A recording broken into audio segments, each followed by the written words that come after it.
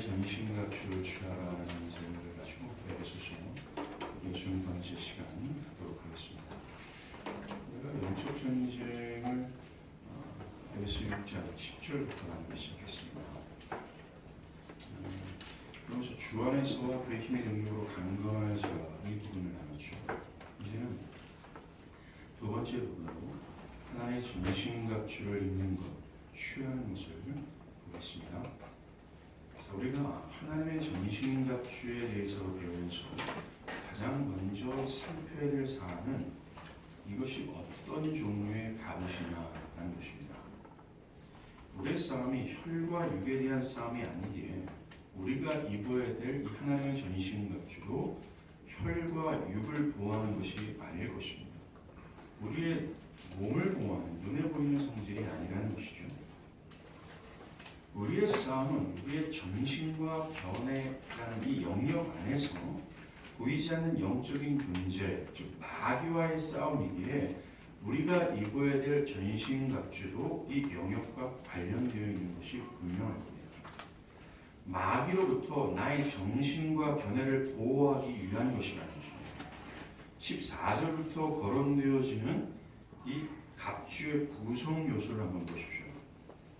진리의 허리띠, 의의 호신경, 믿음의 방패, 복음의 신, 구원의 투구, 성령의 검이라고 말하는 것을 보아서 이 값은 정말 어떤 눈에 보이는 물질적인 성질이 아니라는 것입니다. 뭡니까? 복음의 진리와 그 복음을 적용한 것과 관련되어 있다는 거예요. 다시 말해서 기독교 교리를 전반을 깨닫고 그것이 참된 진리임을 확신하여서 그 진리가 그의 정신과 견해와 삶의 방향에 전방위적으로 영향을 미칠 정도로 그 진리가 그 전인격에 적용이 된 거예요. 진리에 대한 무한한 확신으로 그의 전인격이 완전히 무장을 한 것입니다. 그러하기에 이 갑옷은 진리를 깨달은 자만이, 진리의 깨달음을 가진 영적인 사람만이 사용이 가능한 것이 된다는 겁니다. 진리를 전수받은 사람, 이제 진리를 믿고 진리를 굳게 잡고 진리를 생명으로 여기는 사람들만이 이것을 사용할 수 있다는 것입니다. 즉 신자만이 가능하다는 것이죠. 이 갑주는 개인의 종교 속이나 어떤 종교적인 경험이나 종교적인 열심으로 구성되는 것이 아닙니다. 아무리 오랫동안 교회를 다니고 매우 뜨거운 경험을 했다 할지라도, 심지어 바울처럼 하늘에 올라갔다 오는 경험을 했다 할지라도 이 갑주는 입혀지는 것이 아니라는 것입니다. 우리도 우리 주변에 흔하게 봅니다. 정말 뜨거운 성령의 경험을 했다고 말하는 사람들이 있습니다. 정말 성전을 집어삼킬 만큼의 열정을 가지고 사역하는 사람들도 많습니다. 그러나 그들이 너무나 쉽게 마귀에 의해서 무너지고 한순간에 주님의 곁을 떠나는 모습을 여러분들 보지 않습니까?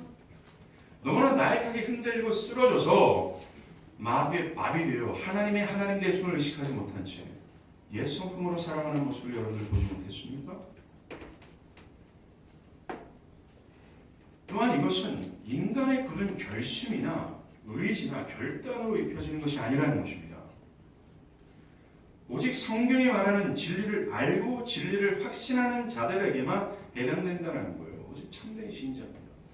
진리를 생명으로 여기는 진리로 구성되어진 것이기 때문에 그렇습니다.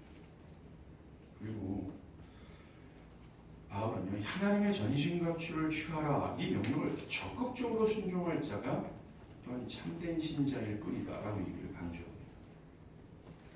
결코 모호한 신앙적 자세를 가지고 있는 사람들이 있죠. 이 사람들은 결코 이 명령은 적용되지 않을 것입니다. 그들에게. 한번 보세요. 바울은 오늘 본문에 악한 날에 능히 대적하기 위하여 전신갑주를 취하라고 명령합니다. 누구를 대적하기 위함입니까?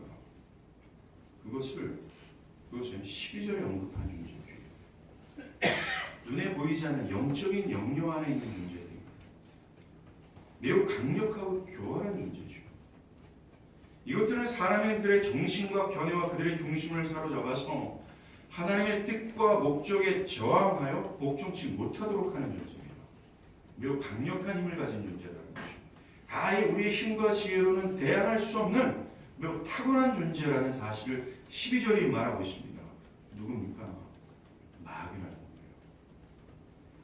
이러한 마귀의 존재와 그것들의 힘의 유업을 알게 된 자들만이 마귀를 대적하기 위해서 결단력을 가지고 매우 적극적으로 하나님의 전신갑주를 찾아 읽게 될 것이라는 얘기를 합니다.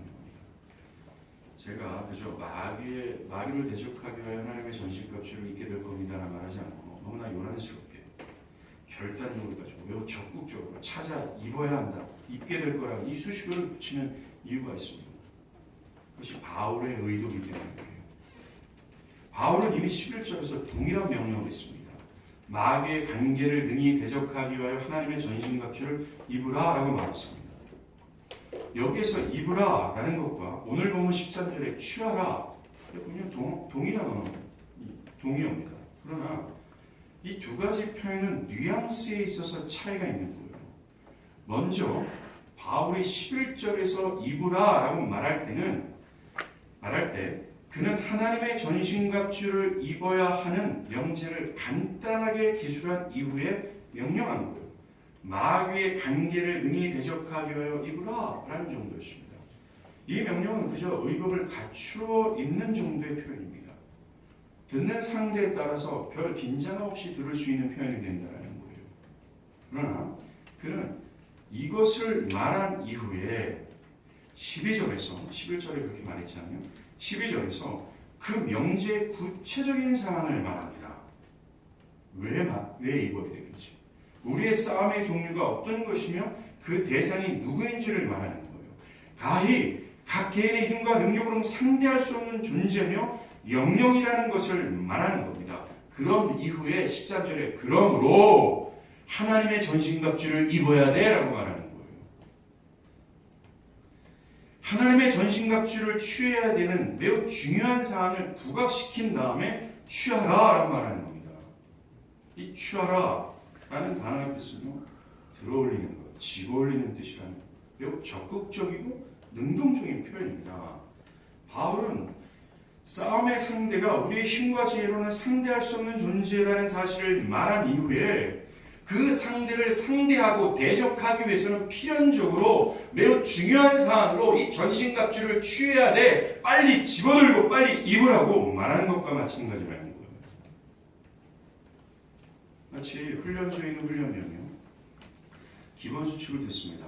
남자들 군대 가면 훈련소에서 훈련을 받는데 굉장히 많아요. 근데 그것이 사실 훈련을 받을 때는 그까지 못하러 해야 되나, 난 기본 수칙을 듣습니다. 그래서 이거 못하라, 굉장히 의미 없이 느껴집니다. 그러나 그 훈련병이 훈련을 마치고 실전에 투입됐을 겁니다. 포탄이 떨어지고 실전에 배치된 후에야 비로소 그 수칙이 매우 중요하다고 느껴지는 거예요. 그래서 누가 시키지 않아도 자발적으로 그것을 강화하는 것과 같습니다. 자발적으로 투구를 놓쳐쓰고 탄약을 확인하고 소총의 청소 상태를 확인하는 거예요. 누가 시키지 않더라도 매우 적극적으로 찾아 그 수칙 하나하나를 되새기는 겁니다. 장비를 갖추는 거예요. 능동적으로. 제가 오래전에 봤던 영화인데요. 제가 설교를 좀 해서 그게 무슨 영화인지 기억이 안 나요. 굉장히 오래된 영화입니다. 습한 기후로 인해서 말라리아 같은 질병이 창궐하는 월남전을 배경으로 한 미국 영화였어요. 훈련소에 있던 병사들이요, 양치질의 중요성을 가르치는 군의관의 말에 비웃습니다. 그래서 막 설렁설렁 이렇게 하라는데 그렇게 시키는 대로 안 합니다. 그런데 그들이 정말 실전에 배치됐습니다. 주변의 열악한 환경을 봤어요. 전쟁의 치열함을 본 이후에 군의관이 이 속에서 살아남으려면 양치질을 이렇게 하라, 한 마리 떨어지자마자 그들이 어떻게 하는지 아십니까? 막 열심히 연락이 않는 모습을 봤습니다. 그런 것과 똑같은 거예요. 진화한다는 것이 말입니다. 마치 훈련소에 있는 훈련병처럼 그저 사변적이거나 모호한 사람이 되는 사람들은 결코 이 명령의 중요성을 또 깨달을 수도 없고 그 명령을 따를 수 없다는 거예요. 반대로 실전에 배치된 병사가 느끼는 것처럼 신앙의 실제적인 치열함을 느끼고 살아가는 사람들 있지 않습니까? 즉 하나님의 뜻과 목적에 복종해서 하나님의 영광을 위한 삶을 살아내는 것이 정말 마땅하다는 이런 실제를 가지고 그것을 위해 마귀의 거친 저항이 있어도 그것을 위해서라면 대가를 지불하면서까지 쟁취하고자 하는 어떤 실제적인 신앙적 자세와 의욕을 갖고 있는 사람들에게만이 이 하나님의 전신갑주를 취하라는 이 명령이 뭡니까? 진짜가 되는 거예요. 정말로 적용이 된다는 것입니다. 자신들의 싸움의 종류가 무엇인지를 알고 그 싸움의 대상이 누구인지를 느낀다면 매우 적극적으로 이 전신갑주의 필요성을 느끼고 갖추기를 열심히 한다는 열심을 내게 될 겁니다. 이것이 바울의 일이고요. 정말로 진리의 확신을 가지고 있고 진리에 복종하는 것이 생명의 길이라고 여기는 참된 신자만이 이것을 취하게 될 거라고 얘기를 하는 것입니다. 그러나 사변적인 거죠. 신앙이. 굉장히 신앙이 모호합니다. 그런 사람들에게는 전혀 느낌이 없어요. 그저 신앙을 지친 일상의 위로를 주는 것 정도라고 느끼거나 그저 인본주의적 사랑과 유언을 주고받기 위해서 신앙하는 사람들에게 그저 좋은 사람과 어울려서 좋은 혜택을 누리고 좋은 감정을 누리는 정도의 것으로 신앙을 그렇게 여기는 사람들에게는 진리로 자신을 무장해야 되는 명령은 매우 무심하게 들릴 뿐입니다. 그들은 교회 안에서만 신앙을 떠들어대다가 삶으로 돌아가서는 예전에 사는 것처럼 살고 있기 때문입니다. 그저 시대의 시류에 따라 살거나 자신의 감정에 따라 살거나 자기의 정욕에 따라 움직이는 마귀의 하수인으로 살고 있기 때문에 그렇습니다. 이들은 전쟁의 치열함을 못 느낍니다. 하나님의 뜻을 따르고 할 때 느끼는 그 저항을 못 느끼는 거예요. 하나님의 말씀에 복종할 때 지불하는 대가가 얼마나 크고 얼마나 어려운지 이것이 나의 힘으로는 불가능하다는 사실을 깨닫지 못한 채 그저 시류에 따라 살아가는 겁니다. 대가를 지불하는 것이 없어요. 저항이 있으면 멈춰서는 것뿐입니다. 그저 나의 감정에 따라 살아가는 것뿐입니다. 이런 사람들에게는 전신갑주가 별로 느껴지지 않는 겁니다. 영적으로 패배한 자신의 비참한 상태를 전혀 못 느끼는 사람들에게는 이런 하나님의 전신갑주를 집어들고 빨리 입으라는 사도의 명령은 무심하게 들릴 수밖에 없다는 겁니다. 아까도 언급한 것처럼 이 전신갑주의 필요성을 느끼는 사람은 오직 참된 신자, 신앙의 실제를 가지고 있는 사람이죠. 그 실제를 이루기 위해서, 즉 하나님의 영광을 위해서 무엇인가를 지불하면서까지도 따라가고자 하는 참된 변화가 있는 신자를 많이 이 전신갑주의 필요성을 느끼게 됩니다. 이 갑주는 갑옷이죠. 전쟁에서 이 군인을 보호하는 기본적인 장비입니다. 전쟁에서 살고 싶으면 입어야 될 장비라는 거죠. 그런데 우리가 지금껏 살펴본 것처럼 이것은 우리가 거론하는 이것은 하나님의 전신이죠. 즉 하나님의 모든 말씀으로 이루어진 장비라는 거예요. 그러하기에 자신의 영적인 생존을 위한다면 그래서 정말 우리가 이 싸움에서 승리하여 하나님의 뜻과 목적을 제대로 수행할 하나님을 영화롭게 하는 그런 진정한 신앙, 진정한 삶을 살아내기를 원한다면 우리는 이러한 갑주를 입고 해야 돼요. 뭡니까? 기독교 교류의 전체를 취해야 된다는 것입니다. 어떤 특정한 교류에만 몰두해서는 안 된다는 거죠. 기독교가 말하는 모든 성경의 진리를 취하고 그것으로서 내 모든 전신갑주가 갖춰지기를 분투하는 것이 마땅하다는 겁니다. 그러나 어떤 특정한 교류예요. 나는 이러한 교류를 인정하거나 저는 그러한 교류를 받아들일 수 없습니다. 라고 하든가 나는 성경에서 말하는 이 교리를 저는 믿을 수가 없습니다. 라고 말해서는 안 된다는 것입니다. 예를 들어서 어떤 사람들은 이 선택교리가 굉장히 불쾌하게 느껴지기에 나는 선택교리를 믿지 않습니다. 라고 말해서는 안 된다는 겁니다. 또 어떤 사람들은 중생의 교리가 너무나 거칠게 느껴진다고 느끼기에 이 중생의 교리를 저항하는 사람들이 있다. 그래서는 안 된다는 겁니다. 전적 타락의 교리도 마찬가지입니다. 이러 등등 어떤 특정한 교리에 치우치거나 또 어떤 특정한 교리만을 몰입해서는 안 된다는 겁니다. 참된 신자가 이 영적인 전쟁, 신앙의 과정에서 이 삶의 여정에서 참되게 신앙하고 또한 최후 승리를 얻기 위해서 필요한 것은 성경이 말하는 모든 기독교의 전반적인 교리를 수용할 수 있어야 된다는 것입니다. 만약에 특별한 교리만을 몰입하거나 어떤 교리를 믿지 않는 그러한 태도는 말입니다. 매우 위험하다는 거예요. 성경에서 말하는 모든 기독교 교리 중 우리가 무시할 수 있는 사항은 없기 때문에 그렇습니다. 모든 것을 수용하고 공부해야 되는 거예요. 하나도 빼놓지 말고 말이죠. 교리의 모든 부분을 취해야 된다는 겁니다. 사랑하는 여러분, 지금 우리가 영적 전쟁에 대한 교리를 배우고 있지 않습니까? 이것 또한 마찬가지라는 거죠. 만약 그렇지 못한다면 하나님의 전신갑주를 입혀지지 않을 것이며 그 결과 우리는 매우 위험한 상황에 나 자신을 노출할 수밖에 없다는 거죠. 이것으로 다시 언급한다면 이걸 바탕으로 오직 참된 신자만이 하나님의 전신갑주에 대한 필요성을 느끼잖아요. 참된 신자만이 이 하나님의 전신갑주를 빨리 입고자 매우 적극적으로 찾아 입는다는 것입니다. 다시 말해 진리를 찾아 입는 거예요. 그러하게 참된 신자만이 기독교 교리의 전반을 수용한다는 겁니다. 기독교 교리의 전반을 배우고자 하는 열망을 갖고 있는다는 거예요. 진리가 무엇이며 진리를 탐닉하고자 하고 진리를 배우고 진리로 내 삶이 변화되고 진리가 나의 인격을 덮고 진리로 인해서 나의 삶의 방향성이 바뀌고 진리로 인해서 나의 정신과 사변이 정복당하기를 바란다는 거죠. 왜? 진리가 전신갑주이기 때문에 그렇습니다. 개인적으로 성경을 읽으십시오. 매일 매체인 성경 읽기표를 우리가 따라가잖아요. 그를 따라 읽으십시오. 되도록이면 천천히 묵상하면서 하십시오. 한 구절 한 구절. 그리고 교회에서 진행하고 있는 복음교실 또 교리 공부들 이 모든 말씀들을 사모하면서 참석하기 바랍니다. 그것을 건성으로 넘어가지 말아야 되는 거죠.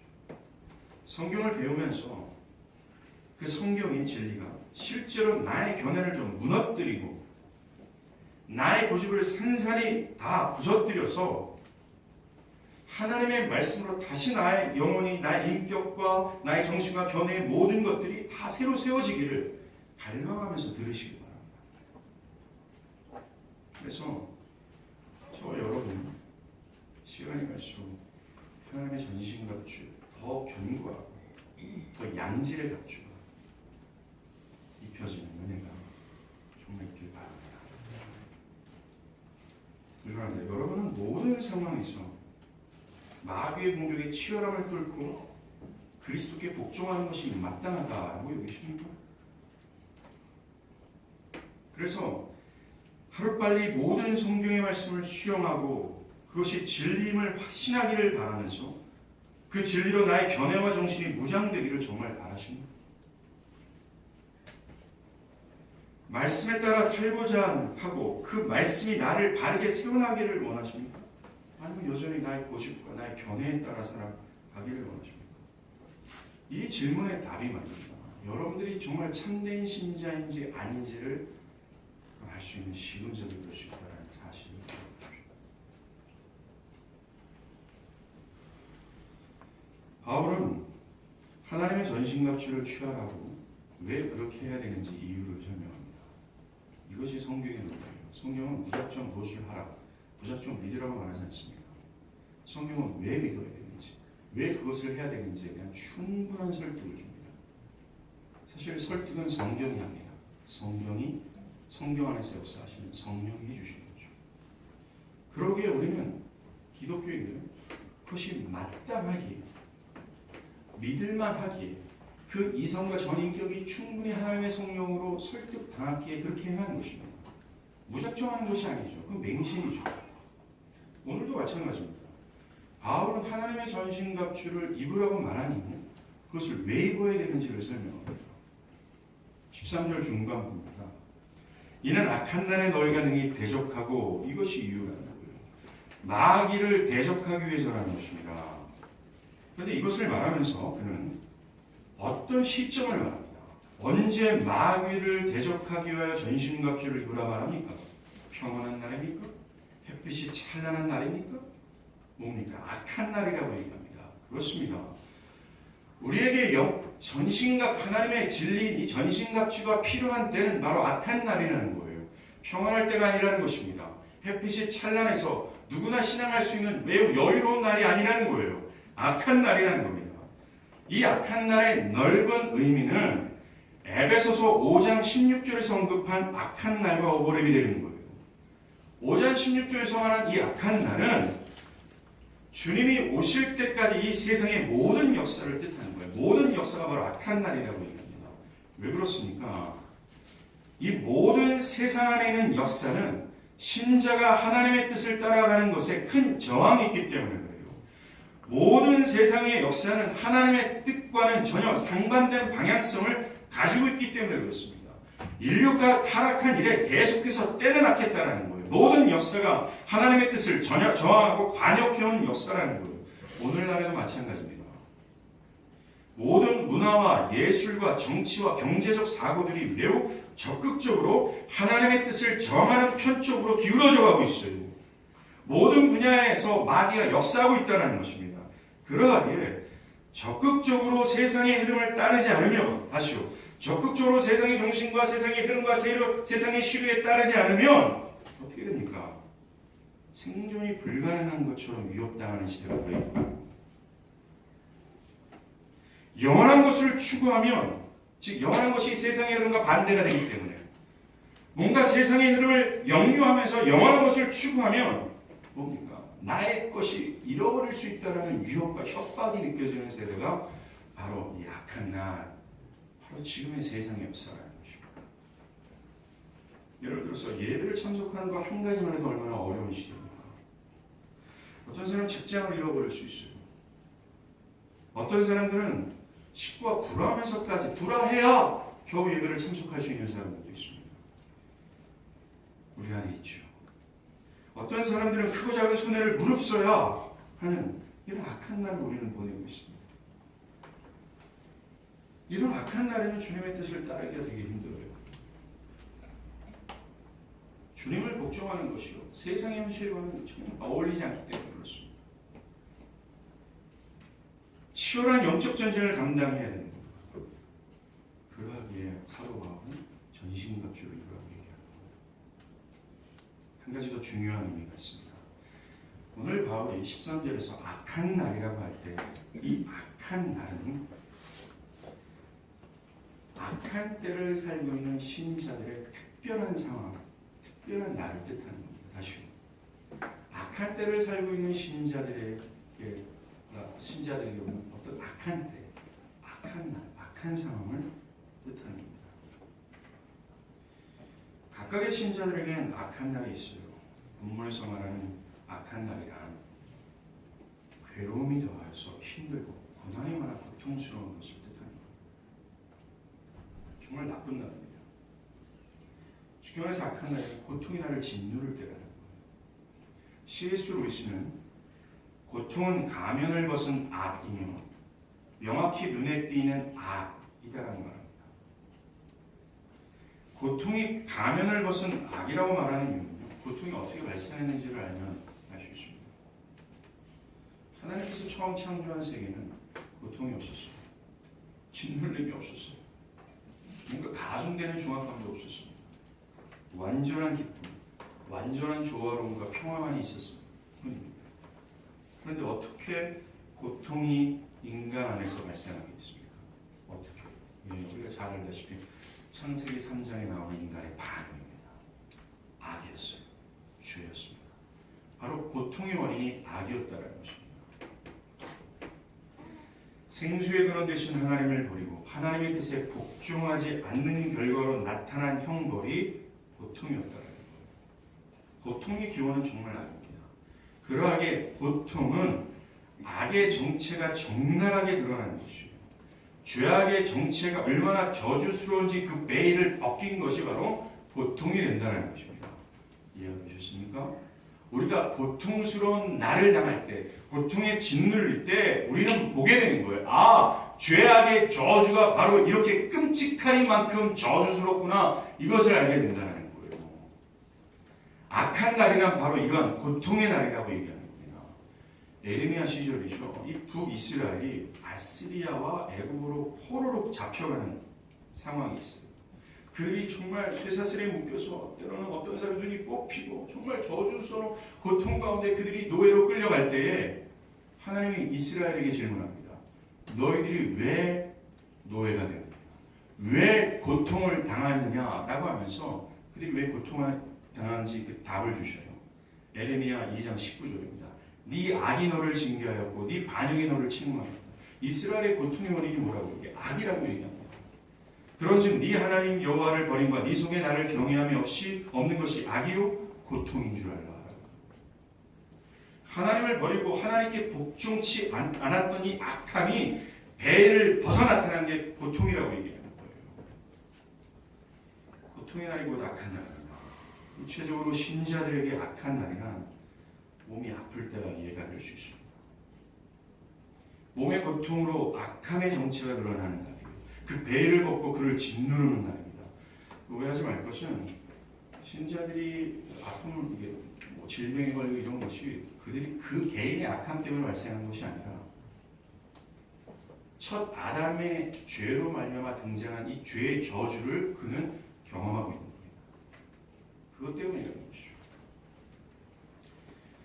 욥처럼 그의 몸이 질병에 걸려 고통스러울 때가 있어요. 그때는 마음마저도 힘들고 하나님을 잃어버릴 수 있는 상태가 되는 거예요. 또 악한 날이 뭡니까? 갑자기 내 모든 삶이 궁핍해지는 거예요. 은행의 어카운트가 순식간에 사라지고 갑자기 빚이 산더미처럼 쌓여서 나를 억누르는 거예요. 가난한 삶이 또 악한 때가 될 수 있습니다. 또 악한 날이란 감정이 어려울 때입니다. 다른 어떤 날보다 무기력함이 느껴집니다. 절망감이 몰려오죠. 신앙의 의미가 느껴지지 않고 무엇 하나 의욕이 없을 때가 있습니다. 악함이 나를 짓누르는 것입니다. 마귀의 공격이 나의 감정을 잡아 흔들 때라는 거예요. 또한 어떤 선택의 기로에 서 있습니다. 그 때문에 고민과 근심을 할 때입니다. 예를 들어서 신앙이 없는 부모님의 말씀과 하나님의 말씀이 충돌이 있을 때입니다. 성경적인 삶과 또 세상의 성공의 길이 충돌이 있을 때입니다. 이때가 악한 날이에요. 이러한 때 정말 하나님의 뜻을 복종하기는 어렵습니다. 고통이 먹구름이 되어서 하나님의 위대하심을 가려버렸기 때문에 이 악한 날 마귀는 정말 약해진 우리를 넘어뜨리고서 기승을 부리는 겁니다. 몸이 아프고 감정이 무너지고 선택의 길에서 근심하고 염려하고 궁핍이 나의 삶을 지배하고 관계가 무너지고 뭔가 세상을 따라가지 않으면 나의 것이 사라질 것 같은 유혹을 내가 느낄 때 우리는 약해집니다. 우리는 너무나 연약해지죠. 너무나 큰 위험에 노출될 수밖에 없습니다. 이때가 악한 날이에요. 사도 바울은 이러한 악한 날을 겨냥해서 그때 마귀를 대적하기 위하여 뭘 취하라고 얘기합니까? 하나님의 전신갑주를 취하라고 얘기해요. 진리로 무장하라고 얘기합니다. 다른 어떤 것이 여러분들이 약한 날이 닥쳤을 때 다른 어떤 것으로 이겨낼 수 있는 수단이 없다라고 얘기하는 거예요. 오직 진리의 갑주만이 가능하다라고 얘기합니다. 여러분들의 의지도 안 된다라고 얘기하는 거예요. 여러분들의 결단도 안 되고 옆에서 사랑하는 사람도 안 된다라고 얘기합니다. 악한 날 마귀를 대적할 수 있는 기능은 한 가지라고 얘기해요.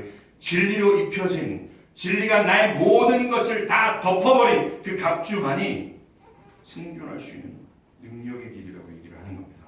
그때를 대비하라고 얘기하는 거예요. 악한 날을 좀 대비하라고. 그 악한 날을 대비해서 진리인 성경을 부지런히 읽고 연구하라고 얘기합니다. 그때가 바로 진리가 어떤 능력인지를 입증할 수 있는 날이기 때문이라고 얘기하는 거예요. 악한 날을 좀 대비하십시오. 우리가 여러분들 인생의 연수가 많으신 분들은 알잖아요. 이 악한 날이 예측하지 못할 때 그냥 쑥 들어오는 거예요.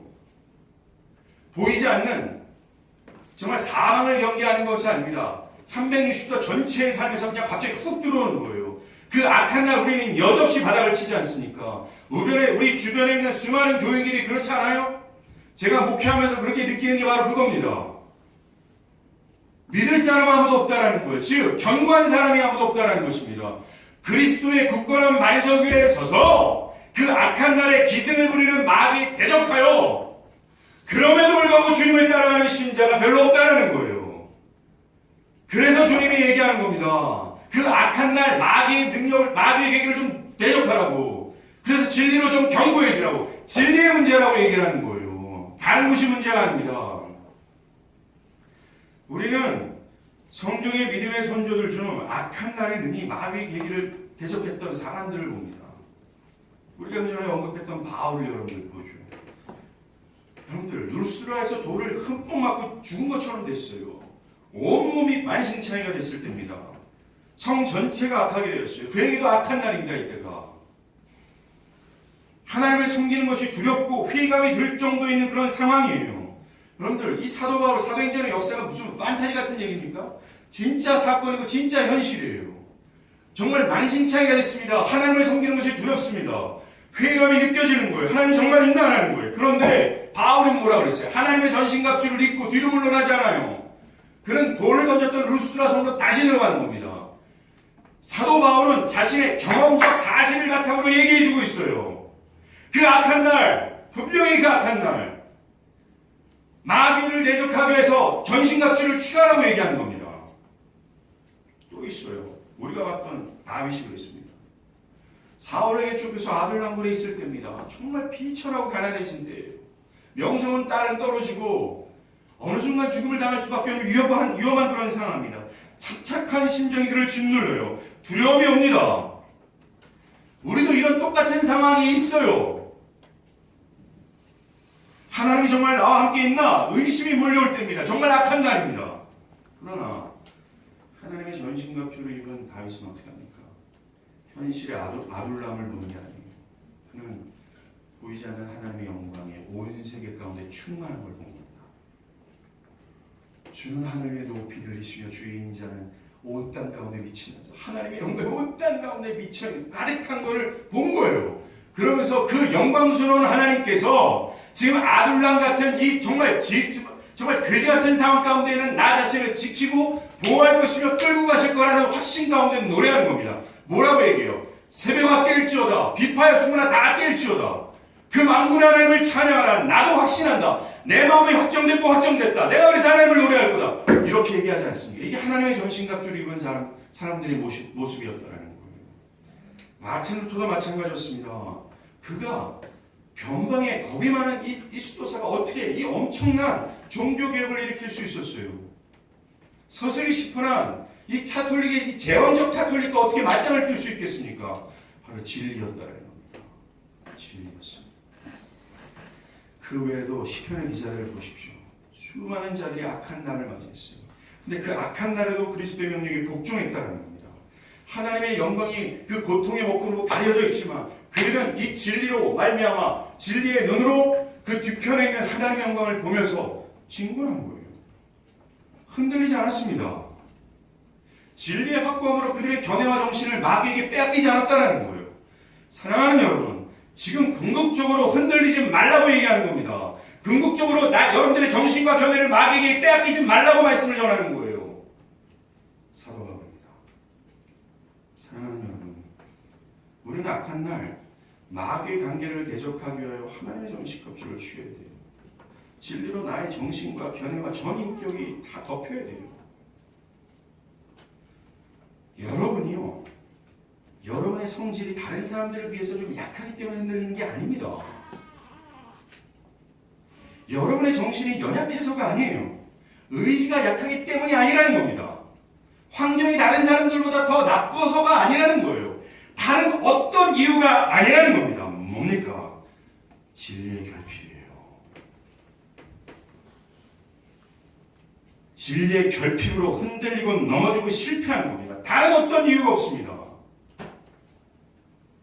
특별한 날, 특별히 이 악한 날 여지없이 무너지는 이유가 바로 그겁니다. 진리와 관련되어 있음을 기억하셔야 되는 거예요. 사도 바울이 날마다 내가 섰다 생각하지 않는다라고, 다 이뤘다 생각하지 않는다라고 얘기합니다. 그는 계속해서 점진적으로 하나님의 전신갑주를 입고자 진리에 뭡니까? 매진했다. 누가 가히 이것을 내가 섰습니다 라고 말할 수 있는 사람이 있습니까?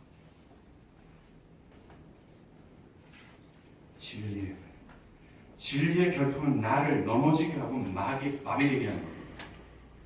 악한 날 내가 무력하게 무너지는 이유가 진리의 결핍이라는 사고를 좀 가지시기 바랍니다. 다른 어떤 핑계를 대지 않길 바랍니다. 이것이 문제입니다. 저것이 문제입니다. 저것 때문입니다. 이런 상황 때문입니다 라고 성경은 말하지 않아요. 우리 다음 주부터 하나하나씩 내려갈 텐데 진리 허리띠를 띠고 구원의 투를 쓰고 의의 흉부를 갖추고 복음의 신을 신고 믿음의 화폐를 갖고 성령의 법 말씀의 법을 드는 것, 요게 되어야 된다는 겁니다. 진리에 매진하십시오. 마지막으로 우리가 생각할 부분이 있습니다. 바울은 우리가 왜 전신갑주를 입어야 하는지에 대해서 한 가지 사항을 더 말해요. 13절입니다. 모든 일을 행하며 서기 위함이다. 여기에서 우리가 주목할 사항이 서기 위함이다. 일어서라.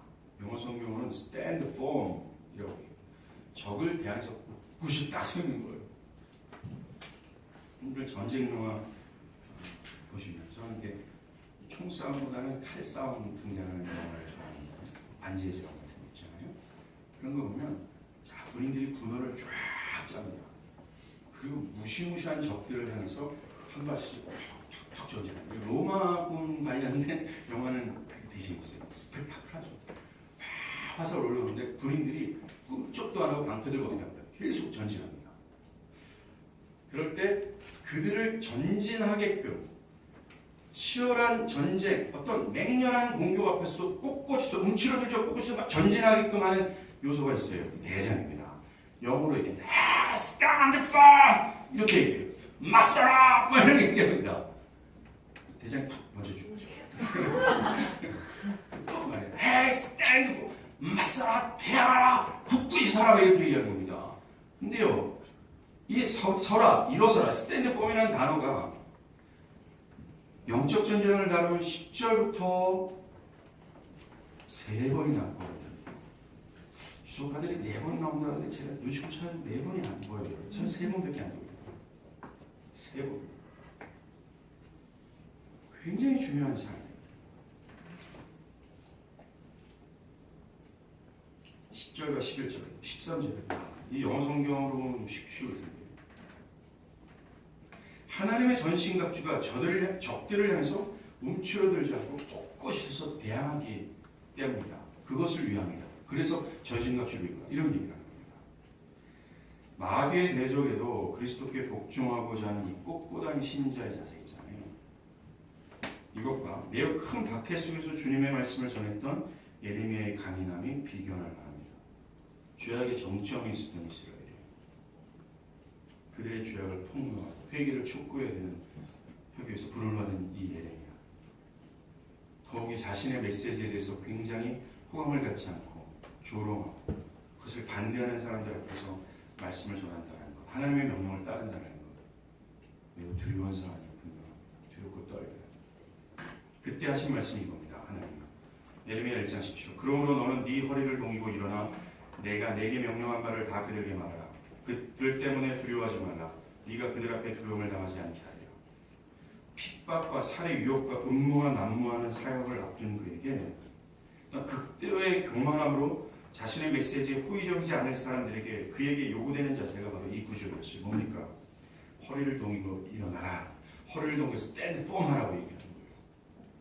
흐느적거리는 옷을 단단히 묶고 지금 흐리멍텅한 모든 정신 자세를 좀 바르게 하고 정신을 똑바로 차려서 이제 주님이 지시한 그것을 행하라. 그것을 행할 수 있도록 stand firm, 일어서라 라고 얘기하는 겁니다.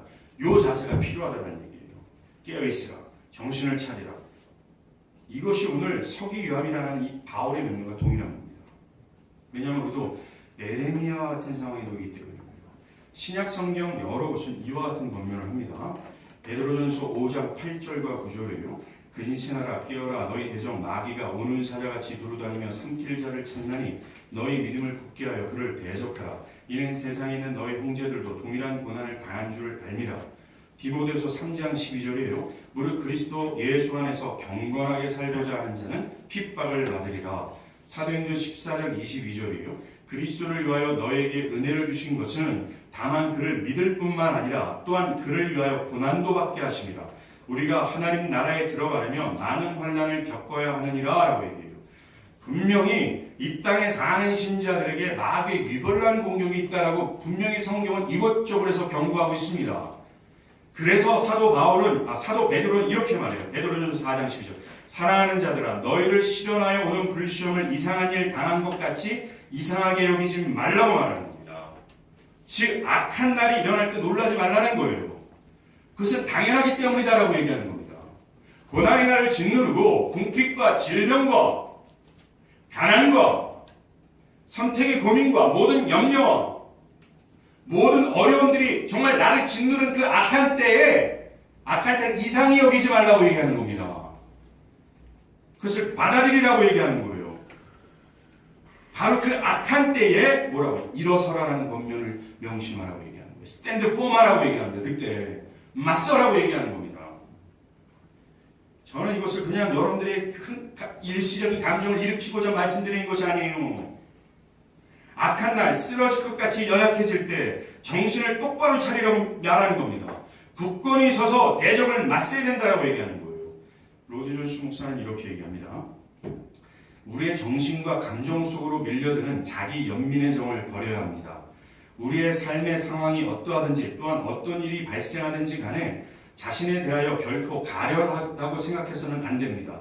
괜히 자신을 처량하게 생각해서도 안 됩니다. 나의 자녀가 더 좋은 환경이 살 수 있는데 하면서 괜히 가련하게 생각해서는 안 됩니다. 나는 왜 이렇게 노력하는데 아무도 나를 안 알아주지 해서는 안 됩니다. 우리는 그렇게 하자마자 싸우려는 의지와 살려는 의지는 상실되고 무기력하게 됩니다. 여러분이 아무리 강하다 할지라도 한번 그런 감정이 굴복하면 이미 상황을 대적하기 위해 설 수 있는 힘은 사라질 것입니다. 라고 얘기하는 겁니다. 오늘 일어서라. 하나님의 전신갑주를 취하라. 이 모든 것은요. 내 마음에 권태로운 것, 자기 연민, 괜히 자신을 처량하게 여기는 나약한 마음들 다 몰아내라고 얘기하는 겁니다. 흐리멍텅하고 나태와 침울한 마음을 버리라고 얘기하는 거예요. 당연히 그래야 되지 않겠습니까? 영적 전쟁이 뭡니까? 나를 부인하고 그리스도의 명령에 복종의 사람을 영화롭게 하는 것이 영적 전쟁 아니에요? 내 삶에 누가 하나님인지를 입증하는 그런 힘든 싸움이 영적 전쟁 아닙니까? 그러한 영적 전쟁 가운데 마귀는 끊임없이 간교하게 우리를 공격해요. 그렇지 하지 못하도록. 이 악한 날이 있다는 겁니다. 고통스러운 날이 있다는 거예요. 그리스도께 복종하는 것이 어리석게 보이는 날이 있다는 겁니다. 마귀는 그때 모든 단계를 다 동원하는 거예요. 그럴 때 우리가 쓰러지고 나약하고 권태로움에 빠지고 자기 연민에 빠진다는 것이 말이 됩니까? 우리는 그때 똑바로 정신을 차리고 흐느적거리지 말라고 얘기해요. 담대라고 얘기해요. 우리가 두려워하지 말아야 될 이유를 말씀드리고 싶습니다. 우리가 당당히 맞서는 거죠. 로마 병정들이 방패를 들고 대장의 명령, 스탠드 포드! 불화살이 날아올 때도 여전히 그 앞에 전진할 수 있는 이유. 우리에게는 또 이유가 있어요. 그러니까 예레미야에게 하나님 말씀하셨어요. 그들이 너를 치나 너를 이기지 못하리니 이는 내가 너와 함께하여 너를 구원할 것이다. 하나님이 함께 하시기 때문에 내가 너를 지키고 보호할 거라는 하나님의 약속이 있기 때문이었습니다. 아무리 그들이 나에게 손해와 조롱을 한다 할지라도 우리의 승리는 보장되어 있으며 그들은 우리를 꺾고 이기지 못할 것이기 때문에 그렇습니다. 그러하게 담대히 서라고 얘기하는 거예요. 찬송가 352장 3절 가사가 있습니다. 십자가 불병들아 주 위에 일어나 네 힘이 부족하니 주 권능 믿으라. 복음에 갑주 있고 늘 기도하면서 너 맡은 자리에서 충성을 다하라. 그렇습니다. 우리는 주를 위하여 일어나야 되는 겁니다. 우리의 싸움은 우리의 이 영적인 전쟁은요 나를 위한 싸움이 아니라 하나님의 영광을 위한 싸움이에요. 주님의 싸움입니다. 나는 그분의 싸움으로 부름받은 군사예요. 그러하게 우리의 싸움은 피하지 않습니다. 결코 우리의 적들은 우리를 이길 수 없어요. 왜냐하면 권능 제자가 되시는 누굽니까? 주님이 우리의 대장 되기 때문에 그렇습니다. 그래서 담대히 일어나서 맞서라고 얘기합니다. 움츠러들거나 자기 영민의 죄악에 빠지지 마십시오. 맞서십시오. 그러기 위해서 정리합니다. 진리의 갑주를 입으십시오.